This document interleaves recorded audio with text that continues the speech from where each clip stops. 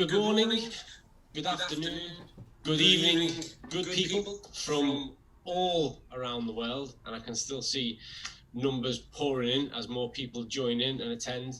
First of all, thank you for taking time out of your day to take part in this, the second Meeting of Minds event, following on from the huge success that last month proved to be. It's a real privilege and a pleasure to be here with you again today. I hope you're all keeping well. For those of you who don't know, my name is Dr. Colin Robertson, and I'm a scientific research specialist here at Zinzino, and I've been in position now for just over 6 months.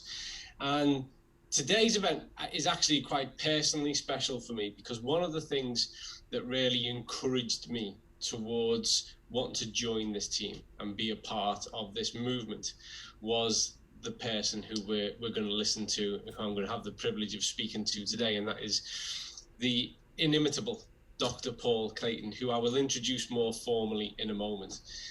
You know, knowing that somebody of Paul's caliber was involved in what happened at Zinzino was a huge encouragement for me, as somebody who was stepping in from a far more traditional scholarly academic background when it came to science and research. And knowing what the focus was and what the ambition was and how that was going to happen.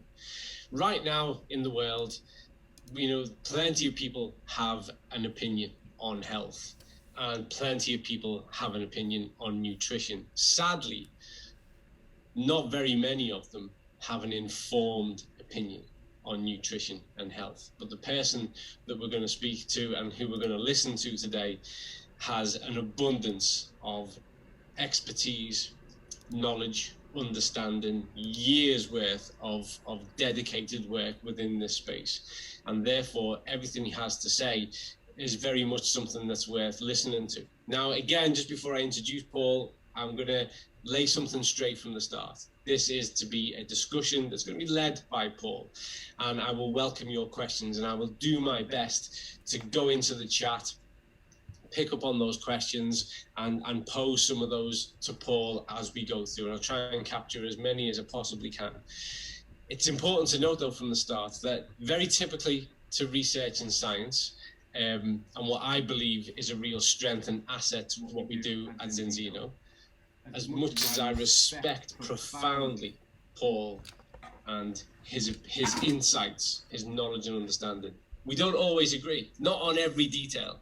But I assure you that's a good thing. That's something that should reinsure you, because that is in fact how the best science and research is done. And I would argue that that's how the best decisions are arrived at, particularly when we're as focused as we are as improving global health.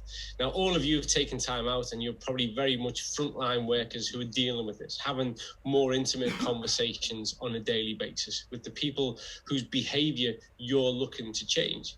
And so it's important to us that you have accurate, evidence-based, research-informed information, so that it's reliable, so that it actually has substance and that it's meaning. And I'm sure that that's actually what you've all arrived here for, is nothing less than that. Well, we're guaranteed to receive just that, with a background that is extensive, a specialist within this area, and I would say the pioneer of pharmaco-nutrition. I would like to welcome now to the screen, again, the inimitable Dr. Paul Clayton. If you could join us, Paul, that would be fantastic. All present and correct. Thank you very much, Paul, and thanks, for taking time out and taking part in this today. It's appreciated personally, and I'm sure I speak on behalf of everybody who's tuned in and tuning in. That's great to have you here with us, Paul. So, if you don't mind, just to set us up, because I know there's a formality to this, and there is some information that you'd like to share. But I think really, if we could start more, if you don't mind, Paul, from a conversational point of view, and first of all, can you just kind of give us an insight to what it is you'd like us to talk about today? One of the most senior people working in health and nutrition in the world today, and who's been really instrumental in setting many of the terms of the current debate, is a man called Barry Popkin. And he's a professor at the University of North Carolina. He was originally an agricultural economist, but he moved sideways and upwards into nutrition and nutritional policy. And starting in 1995, he published the first of an extensive series of papers describing what he called the nutrition transition. And that's really what I want to talk about. Mm-hmm. And what he meant, what this term gradually grew and expanded to mean, the change that we've seen in public health in every country that has left its traditional diet behind and has moved on to the modern and increasingly ultra-processed diet. And what we've seen in every country where this has occurred is a huge increase in the frequency of the non-communicable diseases right across the board. And at the same time, we have seen a progressive reduction in the latency of these conditions. That is, we come to see them occurring in progressively younger and younger groups of patients. And this has happened in a very short period of time. I am no more a blip, a footnote in the margins of some obscure history book. But if I go back 50 years to when I was in medical school, actually it's more than 50 years now, I remember being taught that type 2 diabetes was a disease of old age. And in 1968, which is when I went to medical school, it was. And of course, what we are all very much aware of is that now type 2 diabetes has become the most significant pandemic that the world has ever seen, far greater than the COVID, which is absolutely trivial in comparison. And not only has the frequency of diabetes increased beyond all precedent, beyond all measure, but it's no longer a disease of old age. And so we see type 2 diabetes in patients in their 30s, 20s, teens, even in their preteens. And we've seen falls in the average age of onset of many other types of diseases as well. For example, the neurodegenerative conditions, Alzheimer's and Parkinson's. So to return to Barry Popkin's work, which is really, as I said, it's helped to set the terms of this debate. I think that he has explained to us that much of what we think of as the natural phenomenology of aging, that is, as we get older, we become more at risk of cancer, heart disease, dementia, and all those sorts of things, is an artifact. That's not actually an essential and integral part of the aging process at all. These, in fact, are all symptoms of populations that are being chronically poisoned. And I think that the debate was really badly influenced by a group of rather naive scientists who said, well, let's look at life expectancy in 1900 and look where we are today, and it looks as if everything is getting better and better and better. And that sort of distracted people who hadn't looked in detail at the epidemiology and the patterns of morbidity and mortality. If you start in 1900, it sort of looks as if things are getting better. And one of the reasons for that is that 1900 in Britain, anyway, happens to be a low point in life expectancy. But much of the increase in life expectancy that we've seen occurring through most of the 20th century is an artifact, and it's actually caused by reductions in infant mortality. And that's one of the areas where modern medicine has scored one of its most notable victories. Infant mortality is far less than it used to be. If you go back to Victorian England, 1 in 4 children would die before the age of 5, and that brought the figures down. That is, of course, completely different now. And modern medicine played a part in that. Not the most important part. The most important contribution actually comes from engineers and public health specialists who did things like working on sewage and sanitation programs and things like that. And that's actually what caused the first substantial increase in life expectancy. And then along come people like Pasteur and Fleming and Chaim Florey, of course, and you get the introduction of the antibiotics and the immunization programs, which make a relatively small additional contribution.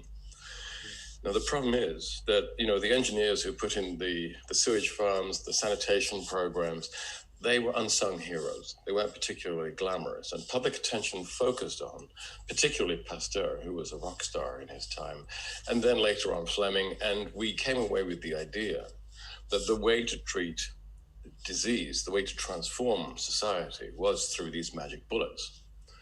And that was the birth of the pharmaceutical industry, which has led medicine grievously astray for the last 50 years, and I would argue actually for longer than that. So we've been very distracted, and you now have generations of doctors who've come through medical schools, as I did, learning nothing other than pharmaceutical pharmacology. So you have this contrast. We've got all these new blockbuster drugs, the new biologicals, each one heralded as an absolute triumph in medicine. But in the background, public health is deteriorating and it's getting worse and worse and worse because these drugs don't address the underlying problems. There's other conceptual issues here as well, because when you look in detail at conditions like Alzheimer's, Parkinson's, and cancer, they're not really diseases in the classic sense.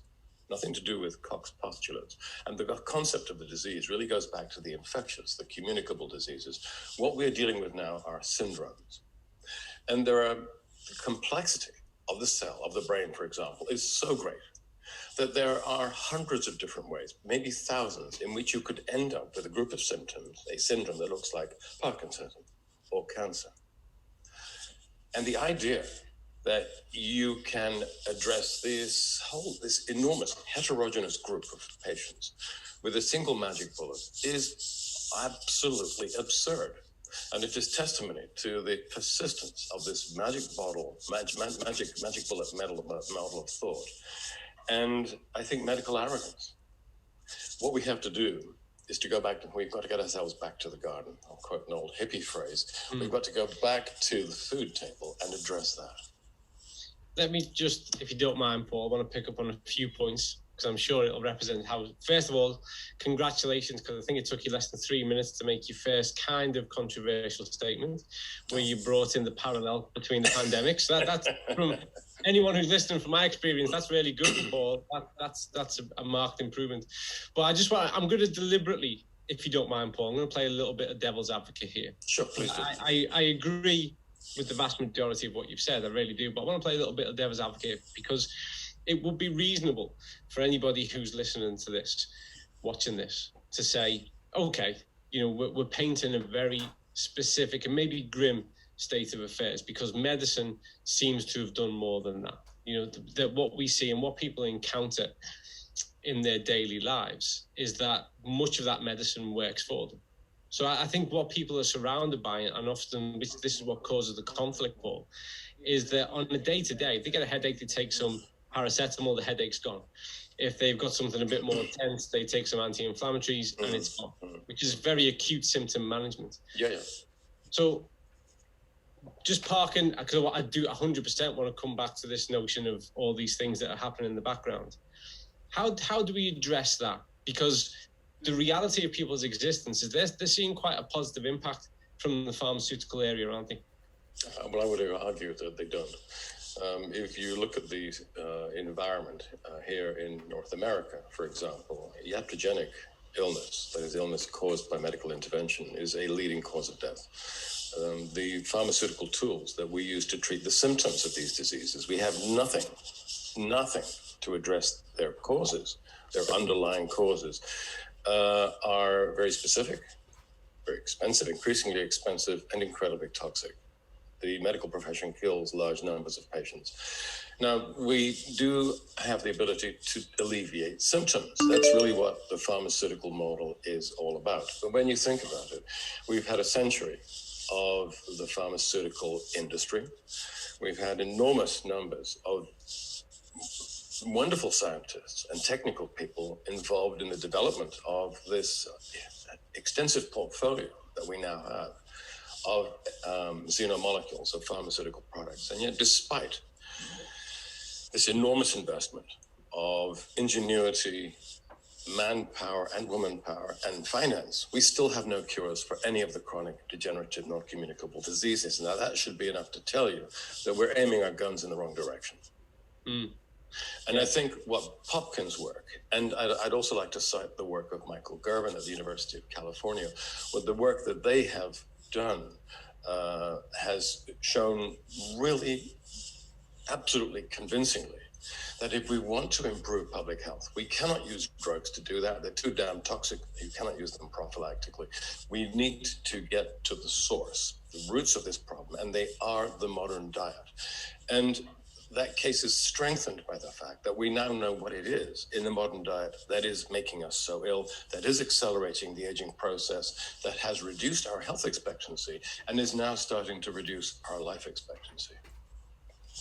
And so that takes us directly to the key question that gets asked most commonly, I would say, is what is the key components? What aspect of the modern diet? What's the point what's the part we can point at and say that's what's causing this chaos, in your opinion? I think the idea that Popkin helped to give birth to and has now become very popular is that the modern diet and lifestyle are harming us. And that's reflected in the terminology that we use when we refer to these diseases rather laughably as diseases of civilization. Well, first of all, I see absolutely no evidence that we're any more civilized than our great-grandparents were. I'd argue in some ways we are less civilized. But this concept, diseases of civilization, I think it's romantic, it's poetic, there is some substance to it, but it's extraordinarily amorphous. And what we need to do is to develop a more detailed, a more granular understanding of what it is in the modern diet and lifestyle that is so harmful. And we need to do that in order to be able to develop specific antidotes. So what I have done, and I'm not the only one at all, please, I don't want to give that idea. Many others have been trying to do is to identify what it is in the modern diet and lifestyle. You have to look at those two together. That is causing so much harm. And I think what we've done is it's been distilled down to four major pathogenic mechanisms. So four horsemen, if you will, of the nutritional apocalypse, which is upon us. And I would say that the first of those four horsemen, I suppose in these enlightened times, I should refer to him, her as a horse person, is chronic inflammatory stress. And everyone knows about that, or thinks they know about it, because there's a lot of science has gone into this, but it's become a popular concept. It's been in Time, Newsweek, in the women's magazines, radio programs. Chronic inflammation, bad. And that's a part of it, but it's not the only thing. It's actually only one of four, as I said. And together with the adverse effects of chronic inflammatory stress, which does lead to excessive tissue damage, we have, because we're eating so many ultra-processed foods, so many simple sugars, so much plant oils, so many empty calories, and because our levels of physical activity and therefore our calorific requirements are so low, we're actually disnourished in the sense that we are depleted in many, many vital cofactors. We're low in many of the vitamins, trace elements, a whole range of phytonutrients, some very important fiber types, some essential fatty acids, some conditionally essential amino sugars and amino acids, and a variety of other things as well. And that is called type B malnutrition. So on the one hand, you've got chronic inflammatory stress, which is leading to accelerated tissue destruction through degradation of the extracellular matrix. On the other hand, we are handicapped by this multiple depletion pattern, and our ability to replenish, restore, and renew is degraded, leading to a situation where you are net catabolic. That is, you're losing more tissue over time than you're able to recreate. So over time, there's a net loss of functional healthy tissue. And that, of course, is one of the core elements, the characteristics of chronic degenerative diseases. So those two things are bad enough. But then to that, you have to add dysbiosis, disruption to the microbiota, or what many people refer to as the microbiome. And that, again, goes back to the diet. It's because the prebiotic fibers have been progressively removed from our ultra-processed diet, which means that in those countries which are eating a modern diet, you have a microbiota that is predominantly gram-negative, because it's the gram-positive bugs that are able to eat these prebiotic fibers and then produce compounds which are helpful to us. Stop eating the the prebiotic fibers, those gram-positive species start to thin out. That place is taken by gram-negative species, many of which consume mucin as opposed to prebiotic fiber. So they damage and corrode the mucosal layers that lie over the colonocytes in the large bowel. They come into contact with the colonocytes, and being gram-negative and therefore coated with lipopolysaccharides, you have a hugely pro-inflammatory environment, leading to breakdown of the gut epithelial barrier and what people call leaky gut, and the entrance of macromolecules into the bloodstream where they should not be. So you're getting inflammatory mediators, you're getting endotoxemia because lipopolysaccharide itself is getting into the blood. And this is one reason why, for example, non-alcohol related fatty liver disease now is estimated to affect a quarter of the entire population of the globe, which is astonishing. It's absolutely astounding and really, really serious, because NAFLD will tend to progress through to non-alcoholic steatohepatitis, and these are hugely important risk factors for hepatocellular carcinoma. And the figures for these and the projections for these are absolutely horrendous. I mean, we don't have enough livers to transplant. We don't have enough surgical teams to carry out those transplant surgery. This is an absolutely nightmare scenario. And it's another reason why we have to step away from this pharmaceutical crisis management model and go back to the roots and look at genuinely preventative prophylactic strategies. And as I said, that can only be done by unhorsing these three apocalyptic figures and restoring pre-transitional nutritional values. Now, there's one more horse person, I beg your pardon. And that is this mismatch between the excessive glycemic load of the modern diet and our insufficiently physically active lifestyles. And we're physically very inactive thanks to information technology and the internal combustion engine. And our levels of physical activity are probably a third, maybe 40% less than they were 2 or 3 generations ago. And what that means is we're pouring a lot of glucose into the bloodstream, and you're not abstracting it, because skeletal muscle and muscular activity is far more important as a glucose sink than the liver is. And this is another reason why you're getting so much NAFLD, because so much sugar is pouring in and we're not taking enough of it out into the skeletal muscle. You're upregulating lipogenesis in the liver, which is one of the factors that drives NAFLD.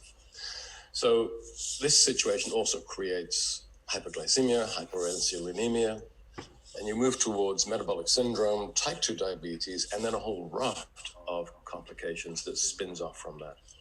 These 4 pathogenic mechanisms are enough, more than enough, to explain why the non-communicable diseases are spinning out of control, why health expectancy is in free fall, and why life expectancy is now starting to fall in those countries which have the highest consumption of ultra-processed foods. And I'm talking about North America, the United Kingdom, Australia comes in next, and then a group of other countries coming up fast behind.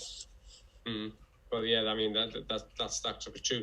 Something you just said, though, just reminded me, because the first instance of type 2 diabetes amongst children in the UK was 2002. And at that time, I was still working in a clinical role at a big district general hospital. And I remember the shockwaves that sent. Yes. That made news. I remember it too. Yeah, I remember a child. Now, you just made reference to, NAFLD and the shock, but we don't get shocked anymore. We're nearly 20 years past that initial diagnosis. Diagnoses have gone exponentially over that period of time, where we are, for no pun intended, but we're immune to being shocked.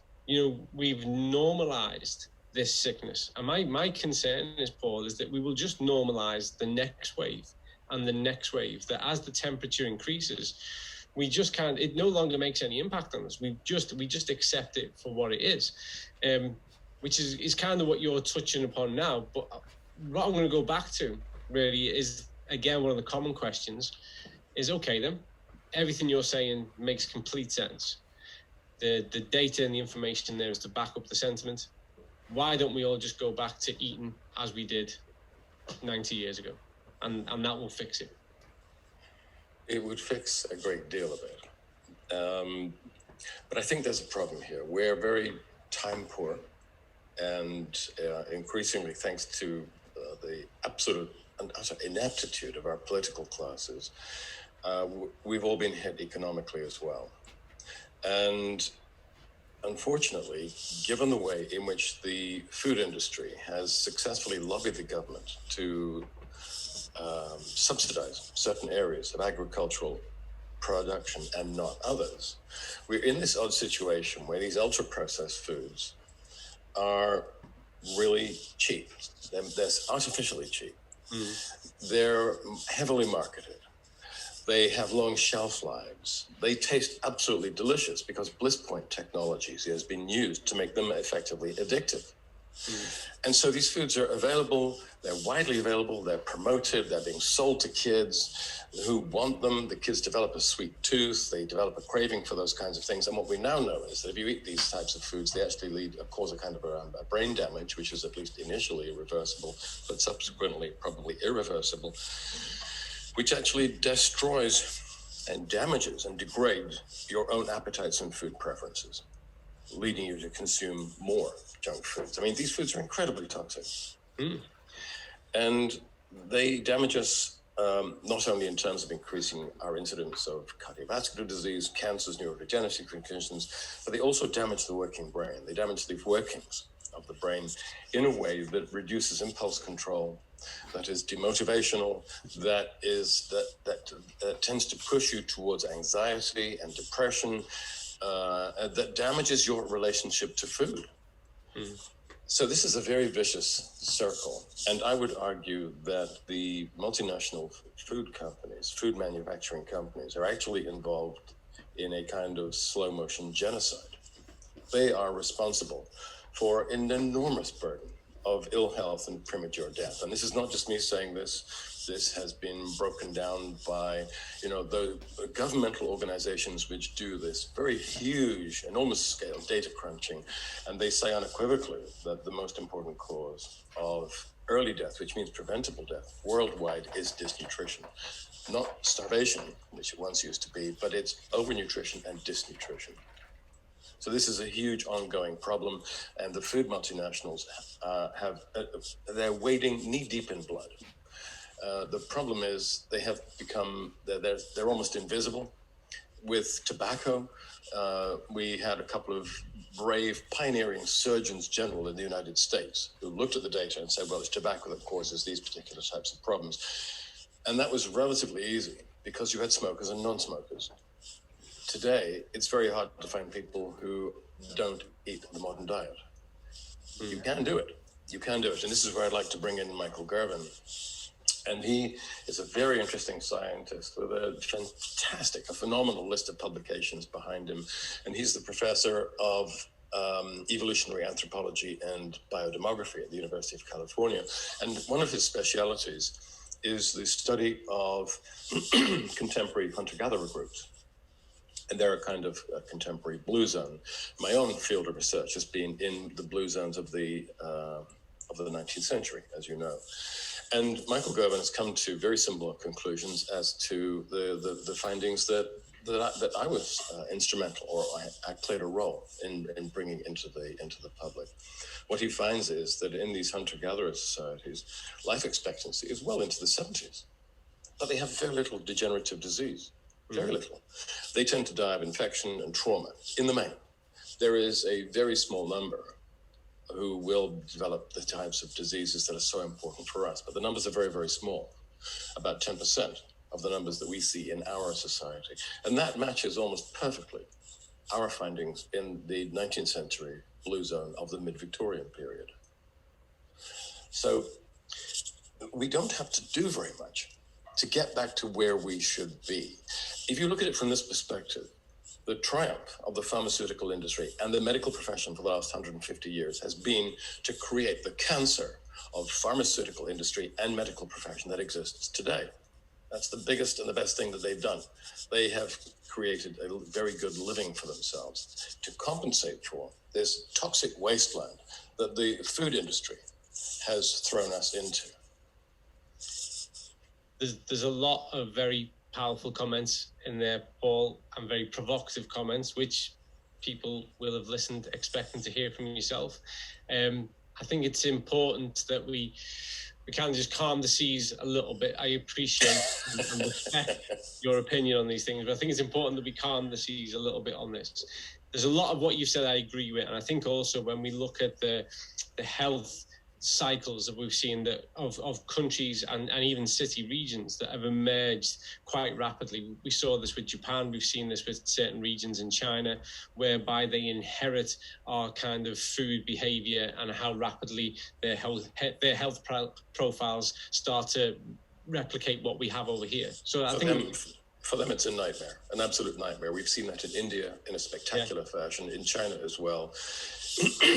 And I think there are reasons for that. The so-called thrifty genome may be more expressed in those populations, and they may therefore be more vulnerable. The emerging public health problems certainly seem to suggest that. I think if we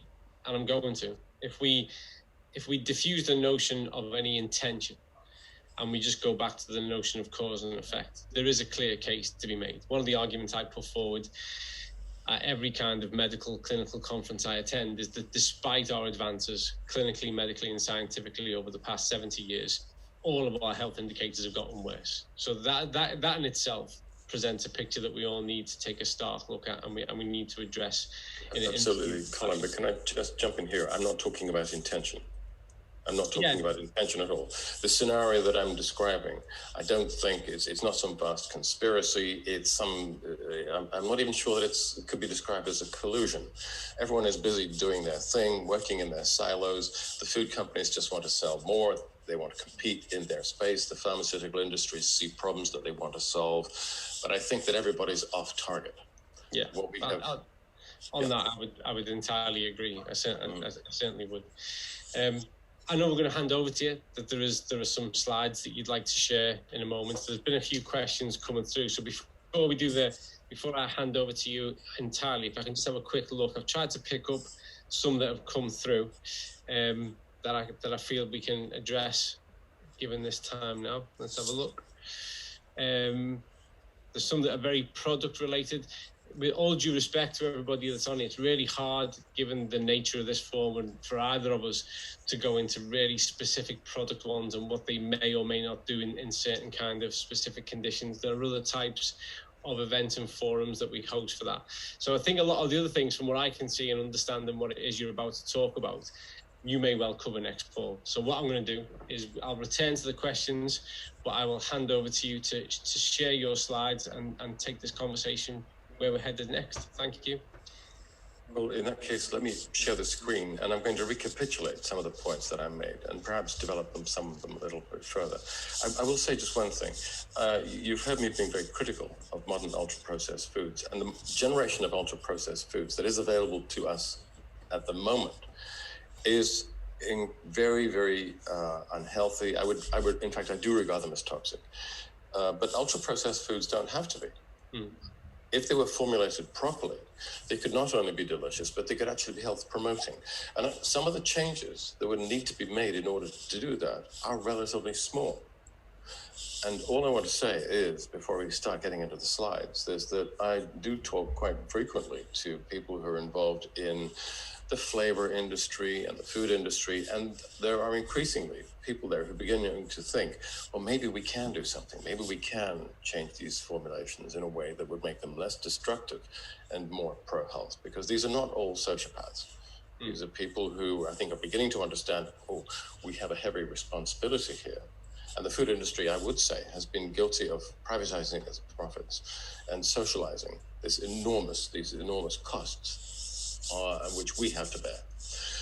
And the pharmaceutical industry and this food industry have this very unhealthy symbiotic relationship. The food industry is making huge numbers of people ill, chronically ill, so that they need chronic medication, which the pharmaceutical industry says, oh, thank you very much, that's a wonderful market for us. And then they treat these conditions with drugs which only treat the symptoms, do not cure them. Those patients become cash cows for the rest of their increasingly constricted lives. And so I see the general public as being caught in a trap, or being crushed between two millstones. On the one hand, they're being made chronically ill by the food industry. and then they're chronically poisoned, managed, but chronically poisoned by the pharmaceutical industry. It's a prison with two walls. And what I say to anyone who's interested in this area is that it's a prison you can very easily escape from. And the most simple way of doing this is by saying to yourself, well, I'm not going to buy these ultra-processed foods anymore. I'm going to learn how to cook with basic produce. And when you do that, immediately, this whole environment changes. With one bound, you are free. And you're free to explore the green fields of a much better health prospect. Mm. And I'm going to recapture that in the slides as well, if I may. Can I go there now? Brilliant. Hand over to you, Paul. Brilliant. Thank you. All right, well, let's see. I'm not quite sure if this is going to work. So let me just bring this up full screen.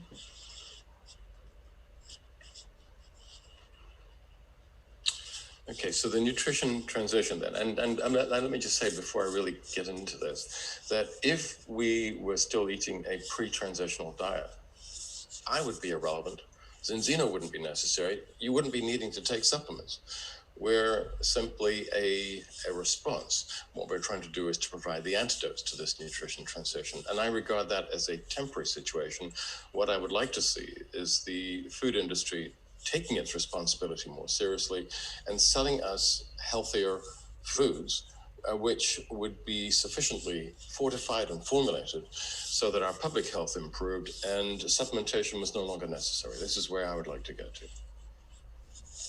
So this is, as I said, this is Barry Popkin's original work, but many other people have joined him. His collaborators are too numerous to list. But in every country that abandons traditional diet and moves to a modern ultra-processed diet, public health deteriorates, and it has deteriorated alarmingly and alarmingly quickly. So the non-communicable disease in general have increased up to tenfold, and the age of onset of many of these conditions has fallen by 10 to 15 years. Health expectancy is falling all over the world. And of course, when that falls enough, life expectancy starts to fall as well. And it has been falling for the last 4 years or so in the United States, in North America in general, the last 3 in the UK. And we are seeing vulnerable groups demonstrating this same pattern in many other parts of the world now. And the conclusion, the only conclusion that you can draw from this is that populations today are being poisoned by the modern diet. And it's difficult to say no. And Colin, this is something that you touched on.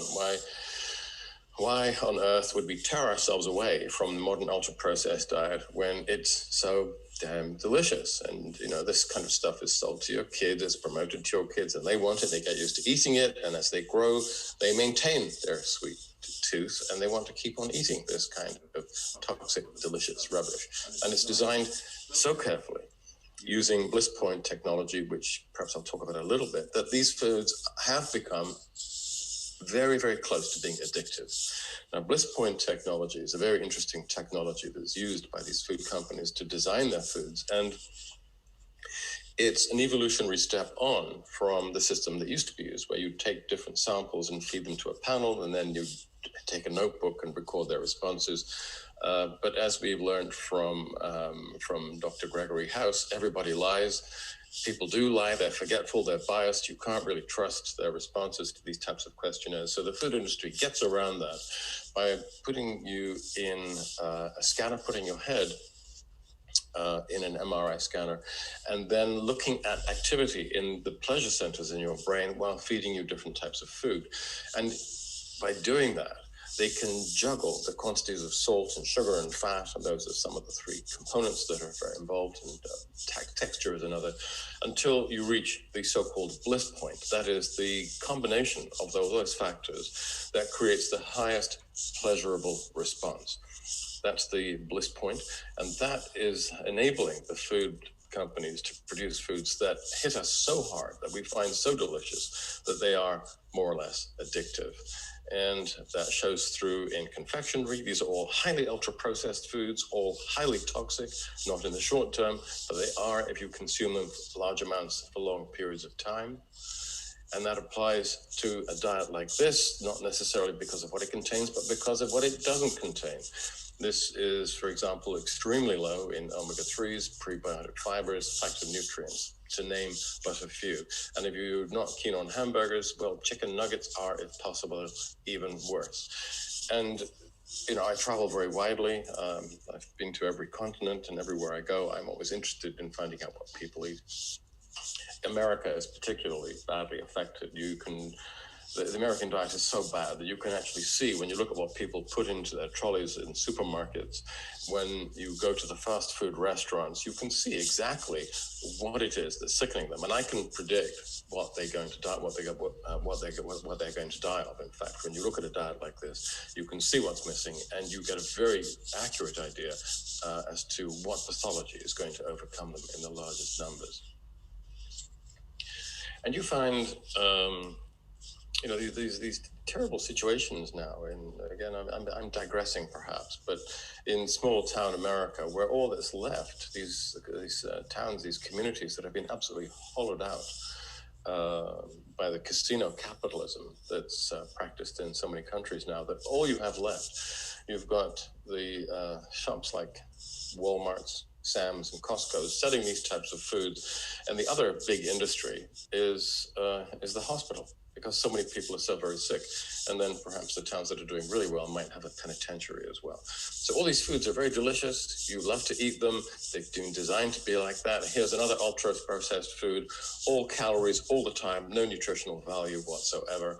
These are the ultra-processed foods that are poisoning you, either directly because of some of the constituents, which are really quite nasty that they contain, but mostly by omission, because of all the nutrients that you need and that have been stripped out of these types of foods. And this has been reflected in the work of another group of researchers who have come up with this concept called NOVA, the NOVA classification of ultra-processed foods. And the working definition, it's very messy. Some countries have tried systems of traffic lights, but they don't work very well. But the NOVA definition, I think, is probably the best available, or the least worst. And it includes things like, well, can you, when you look at a food, recognize what's in it?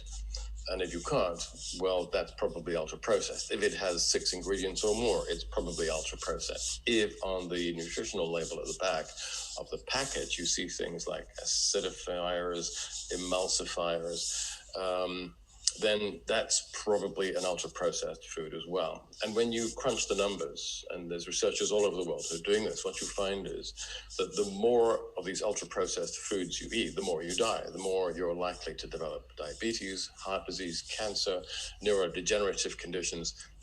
This illustrates, once again, coming from a slightly different direction, how very toxic these delicious and addictive and omnipresent foods are. So let's get down to the nitty-gritty. How exactly has our diet changed? Well, when you look at the pictures, it all seems obvious, but these are some of the things that have been taken away from our diet. So the omega-3, highly unsaturated fatty acids, and the polyphenols, and these are 2 of the most important anti-inflammatory or protective nutrients that you find in a pre-transitional diet. They are gone. The prebiotics and various other fibers have gone, which means that you now have dysbiosis and more chronic inflammation in the intestines. So the prebiotics you can think of as another very important anti-inflammatory compound.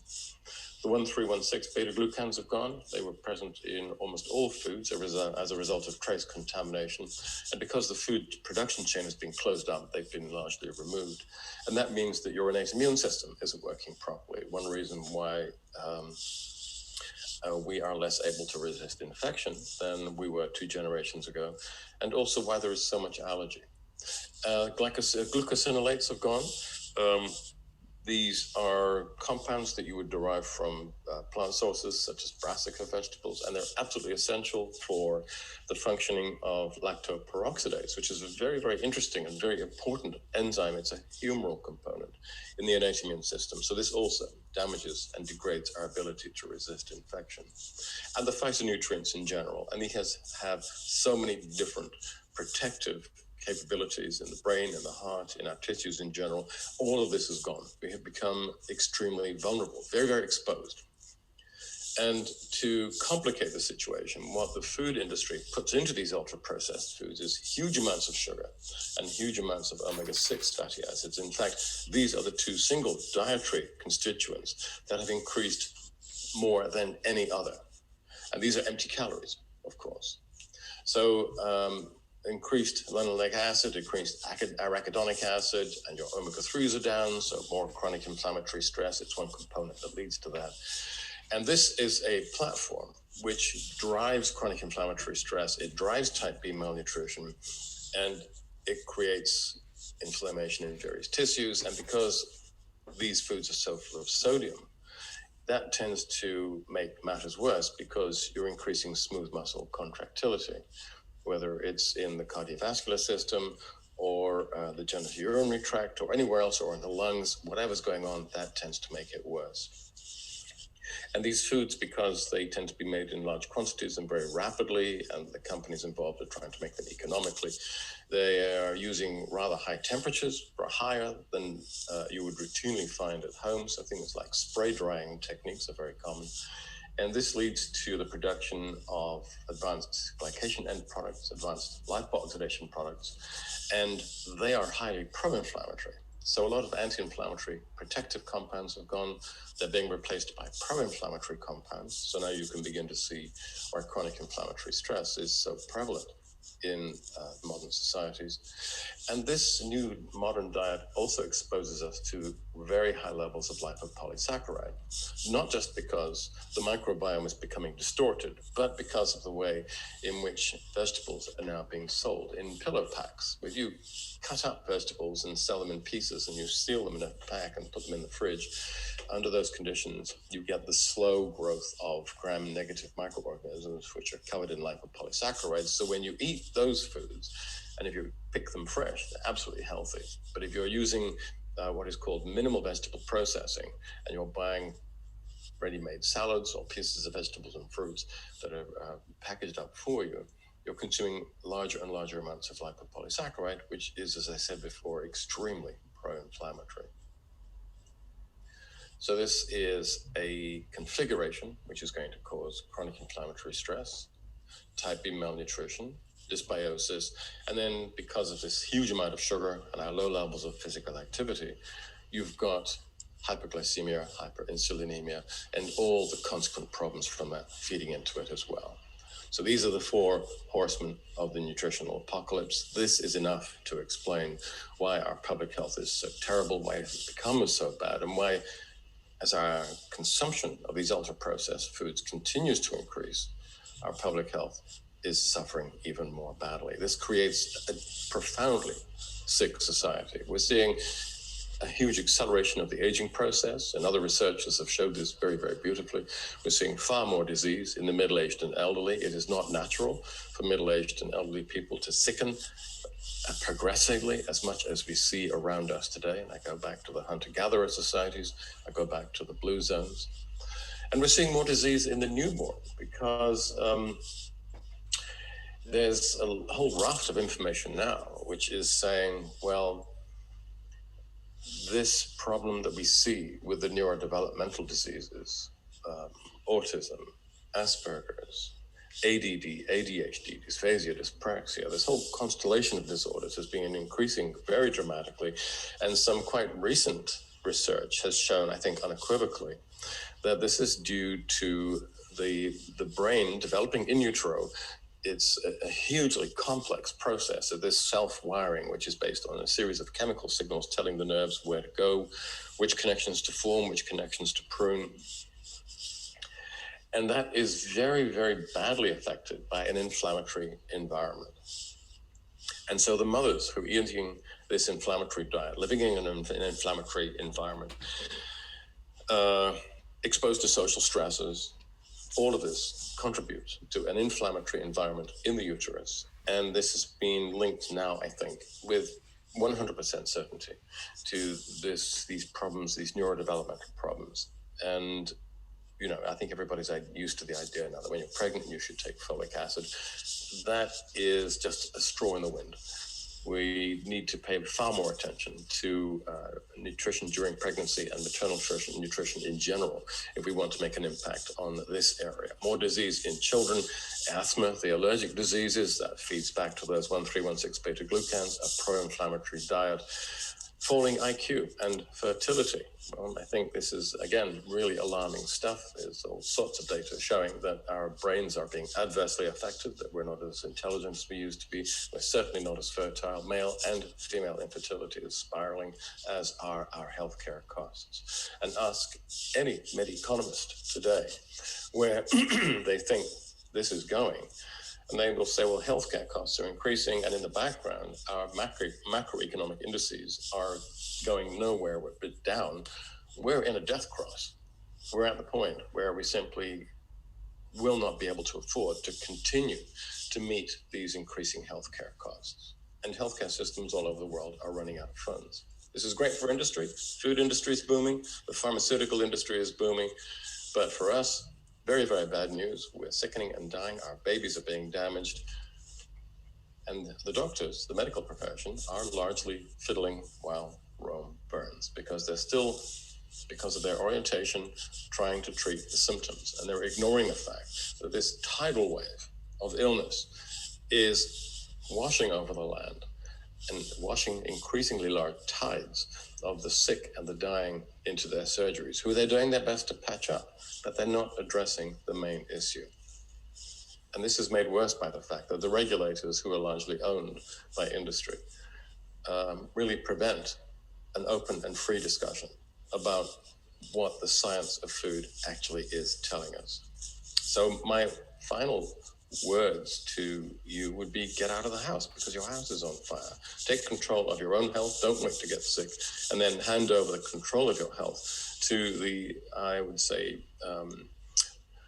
very limited capacity of a medical profession that still relies almost entirely on pharmaceutical intervention. Tell your friends and your family about it, your experiences, because as you know, at Zinzino, we've developed antidotes to these 4 major causes of disease, and tell the truth. You can tell the truth to your friends and your family, and the regulators can't stop you from doing that. So let me stop the screen share. I would have been,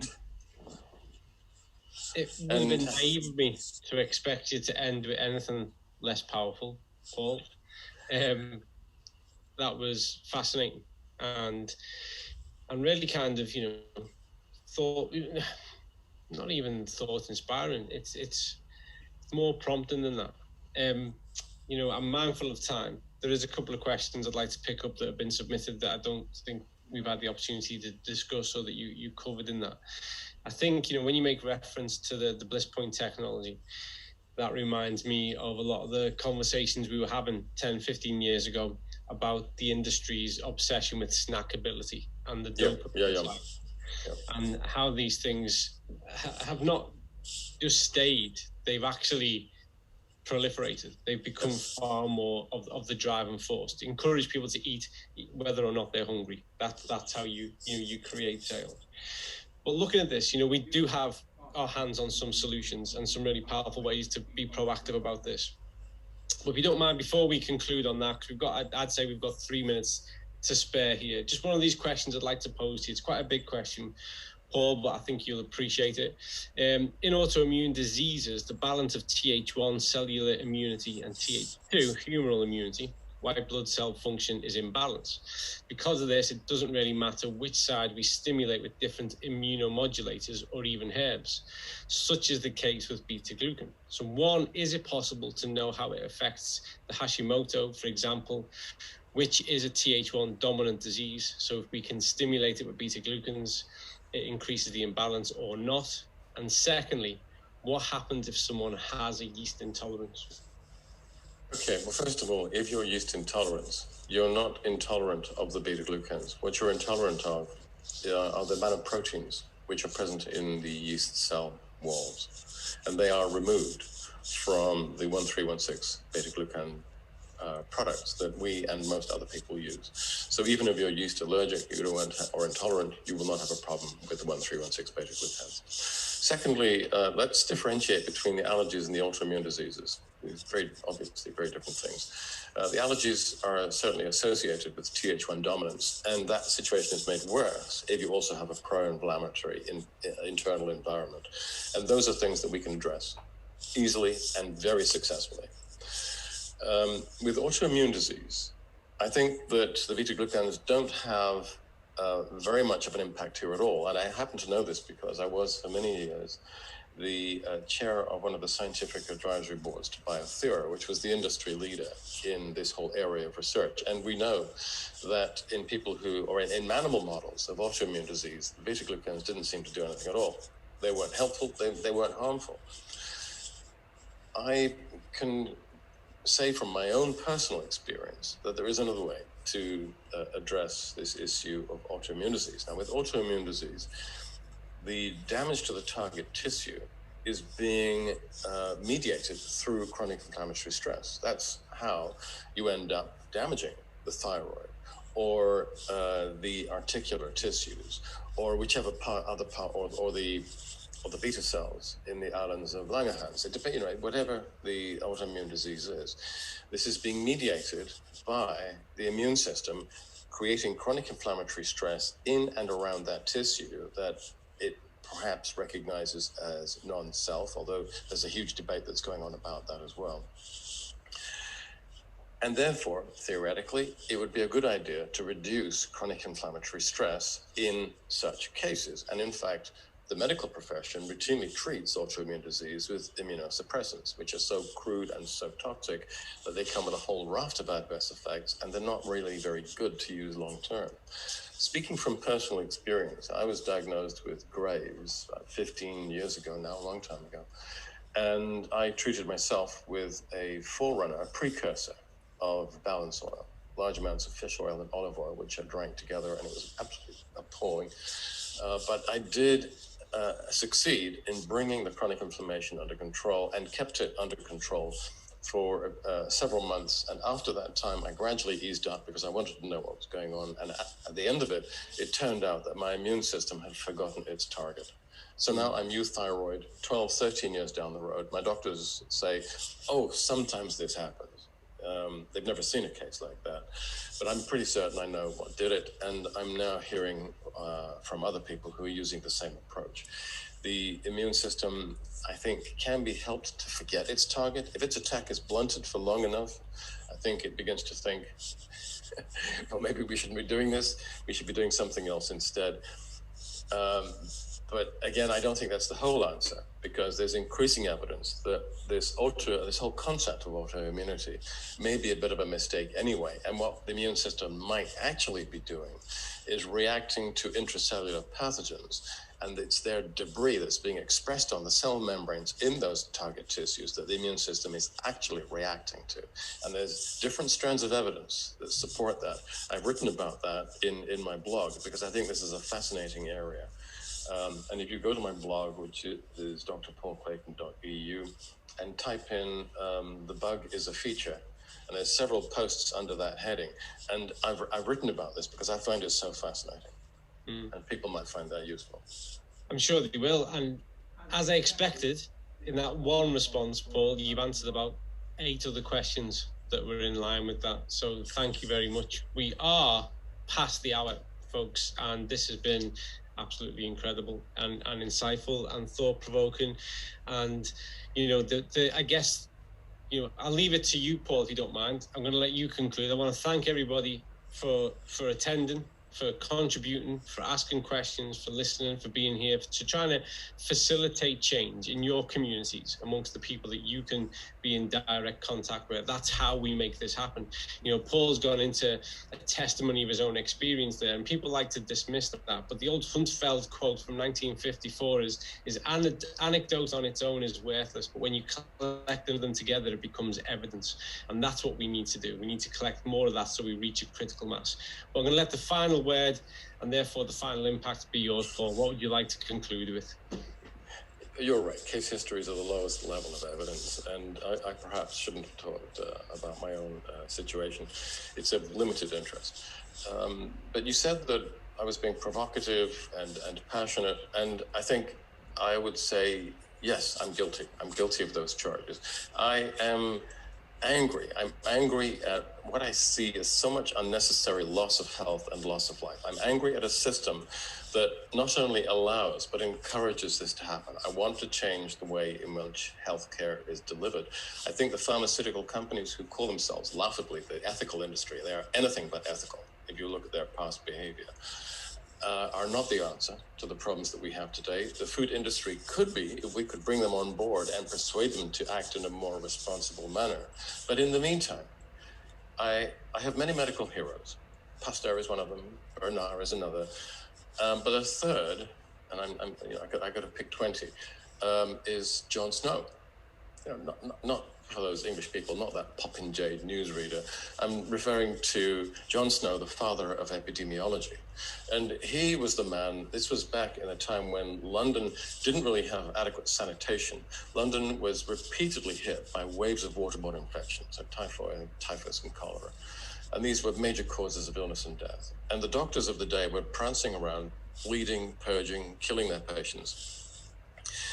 And what Snow did, he stepped back and he drew on a map where each of these cases was being reported. And he realized, once he'd done that, that they all centered around one particular contaminated well.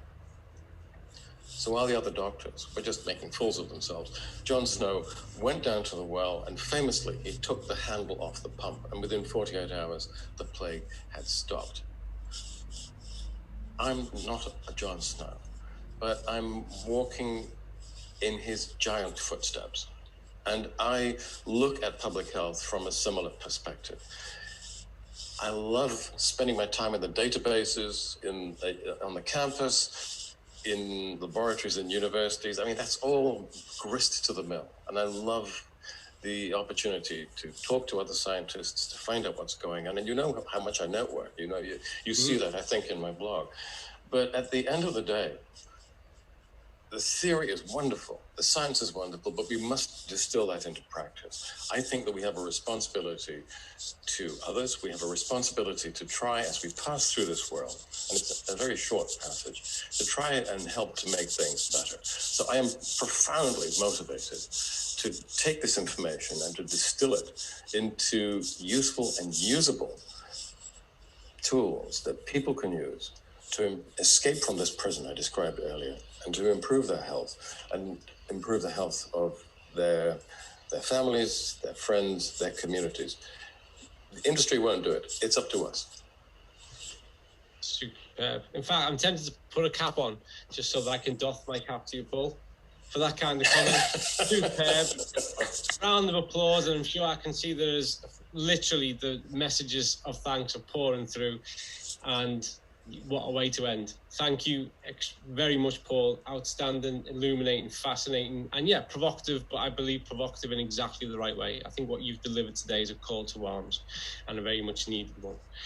We're going to end there, folks. We're going to wrap it up. We will be back with you in July the 15th, I believe, times to be confirmed, where we'll bring an even newer member of scientific staff from Zinzino to the front, which is Emily Gislovic, who is exceptional, and I will say no more until you all have the opportunity to meet her, but she's truly exceptional. I look forward to chatting to Emily on the 15th, and I hope that you can all meet us there. Until then, stay well, keep at it. Thanks again, Paul, absolutely outstanding. Thank you for your time and sharing your wisdom, and we'll see you all soon. All the best.